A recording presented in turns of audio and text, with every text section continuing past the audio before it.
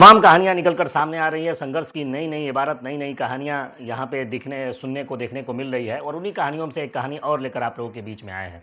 कहानी को पेश करने से पहले ये आपको बता देना चाहता हूँ कि बहुत सारे ऐसे स्टूडेंट होते हैं, बहुत सारे ऐसे छात्र होते हैं कि जिनको ऐशो आराम की ज़िंदगी का सब कुछ मुहैया होता है, या यूँ कह ले कि अगर देश के सबसे बड़े संस्थान में, देश के सबसे बड़े कोचिंग, देश के सबसे बड़े इंस्टीट्यूट में अगर उनको जाकर पढ़ाई करना है किसी बड़े एग्ज़ाम को क्रैक करने के लिए, तो वो सारी सुविधाएं उनके पास उपलब्ध होती है। और उस सुविधाओं का भोग करते हुए जब वो एग्ज़ाम को क्रैक करते हैं, एग्ज़ाम को पास करते हैं, तो बधाइयों का तांता लगा रहता है। बधाइयाँ मिलनी भी चाहिए, क्योंकि हर कामयाब स्टूडेंट को जब बधाइयाँ मिलेंगी तो उन्हें आगे बढ़कर कुछ और बेहतर करने का एक उत्साह मिलेगा।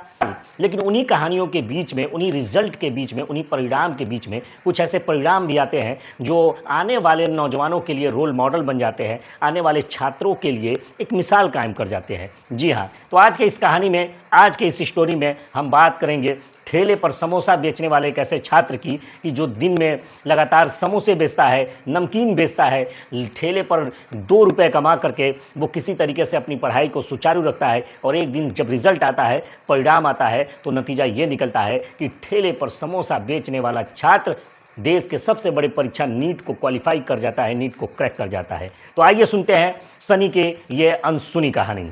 देश की सबसे बड़ी मेडिकल परीक्षा नीट यूजी में सफल होने के लिए जहां कई अभ्यर्थियों को दुनिया से अलग होकर सारा दिन पढ़ाई में लगा देना होता है, वहीं नोएडा के 20 साल के समोसा बेचने वाले सनी कुमार ने इस परीक्षा में सफल होकर संघर्ष की एक नई कहानी लिख दी है। नोएडा के सेक्टर 12 में अपने समोसे के स्टॉल पर घंटों बिताने के बावजूद सनी ने नीट यूजी 2024 की परीक्षा में 720 में 664 अंक हासिल किए हैं। सोशल मीडिया पर वायरल हो चुकी उनकी कहानी ने देश भर में कई लोगों को प्रेरणा दी है। बनने का सपना देखने वाले सनी को यह परीक्षा पास करने के लिए कड़े अनुशासन की ज़रूरत पड़ी। वह अपनी पढ़ाई का खर्च अपने समोसे के ठेले से उठाते हैं। नोएडा सेक्टर 12 में वो हर शाम 4 से 5 घंटे समोसा बेचते हैं। वो मेडिकल कॉलेज के फील्ड में अपनी जिज्ञासा के बारे में कहते हैं कि दवाइयाँ देखकर मुझे इस क्षेत्र में दिलचस्पी आई कि लोग ठीक कैसे होते हैं, यह समझना था। इसलिए 10वीं के बाद बायोलॉजी पढ़ने का फैसला बना लिया। ये सनी की जुबानी थी कि उन्होंने ये फैसला लिया कि वो बायोलॉजी पढ़ेंगे।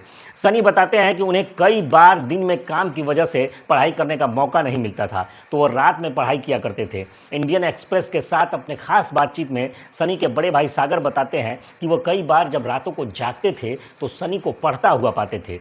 इस मेहनत के बलबूते ही सनी ने नीट यूजी की परीक्षा में 16,316 रैंक हासिल की है। अब वो काउंसलिंग के लिए उत्तर प्रदेश के बहराइच में रवाना होंगे। फिजिक्स वाला ने भी सनी को हर संभव समर्थन देने का वादा किया है, हर संभव मदद देने की बात कही है। सनी 11वीं क्लास से ऑनलाइन कोचिंग के प्लेटफॉर्म में फिजिक्स वाला से पढ़ाई कर रहे हैं। फिजिक्स वाला के संस्थापक अखिल पांडे ने हाल ही में इंस्टाग्राम पर सनी की इस कहानी को भी साझा किया है। एक वीडियो में देखा जा सकता है कि पांडे सनी के किराए के कमरे के मकान में गए हैं, जहां दीवारों पर नोट्स और स्टडी मटेरियल भरी हुई है। वीडियो में पांडे सनी के ताज़ा तले हुए समोसे का भी आनंद लेते हुए दिखाई दे रहे हैं। और पांडे ने तब से लेकर सनी को 6 लाख रुपए तक की स्कॉलरशिप की भी पेश की है और उसके समर्पण और काबिलियत को पहचानते हुए उसके मेडिकल कॉलेज के ट्यूशन फीस को कवर करने का भी वादा किया है। अब भविष्य कहाँ उनको लेके जाता है, यह देखने की ज़रूरत है। भविष्य लिखने को आतुर सनी का जीवन बचपन से ही चुनौतियों से भरा रहा। उनकी मां दिहाड़ी मजदूर के तौर पर काम करती है, दूसरों के घरों में खाना बनाती है और उनका बड़ा भाई भी परिवार के खर्च को चलाने के लिए काम करता है। इन कठिनाइयों के बावजूद सनी ने हमेशा पढ़ाई को प्राथमिकता दी है। यहाँ तक कि जब अधिकारियों ने उनके चाय की दुकान को बार बार ध्वस्त किया तो भी उन्होंने समोसे की दुकान चलाकर पढ़ाई करने और अपने परिवार के समर्थन करने का एक तरीका ढूंढ लिया। सनी कहते हैं कि बहुत बार सारी रात पढ़ाई करता था, फिर सुबह आंखें दर्द करती थी, लेकिन डॉक्टर बनने के लिए यह ज़रूरी था। समोसा बेचना मेरे आने वाले कल को परिभाषित नहीं करेगा, बल्कि उनका संघर्ष, उनकी पहचान और जो मिसाल उन्होंने कायम की है कि कम संसाधनों के अभाव में भी इतने बड़े परीक्षा को क्रैक कर जाना, इतने बड़े परीक्षा को क्वालिफाई कर जाना, ये अपने आप में एक बहुत बड़ा इतिहास रचा है सनी ने। और आने वाले समय में नौजवानों के लिए ये प्रेरणा बनेंगे। नौजवान कम संसाधनों में भी कामयाबी के चोटी पर पहुँचने का प्रयास करेंगे।